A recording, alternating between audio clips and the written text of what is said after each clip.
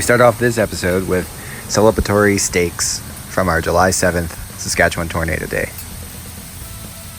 And later on, we stayed in Regina for a few days. We went to a really cool bar that actually had a lot of old pictures and from the Regina cyclone, Canada's deadliest tornado. It was 1912, so you can imagine they probably didn't know what was hitting them. So we talked a lot about that, and you'll see that on the show when it comes out. Lots of amazing pictures, details. It was a very long tornado path. And it's back to weather models all day, every day. Trying to plan our next few days. Ready to hit the road?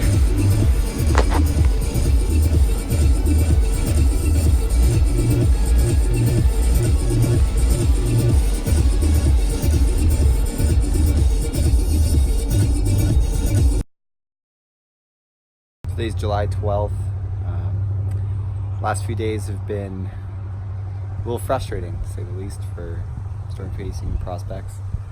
We had a really good day in Vermilion, and we got a storm, but it couldn't hang on to the environment that we needed it to, and it just went away. So back in the grind. We had to decide between Alberta Foothills this weekend and playing Central Saskatchewan tomorrow, Saturday.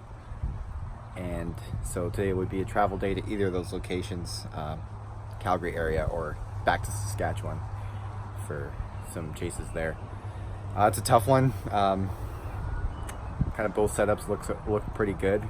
We're able to find slight potential for tornadoes in both situations. So yeah, we'll have to see how it goes. We're going to make a decision here shortly, and I'm sure whatever one we decide on will be not as good as the other one. That's sometimes how it turns out. But we need to get some shots this weekend, so hopefully it all turns out. Let's chase.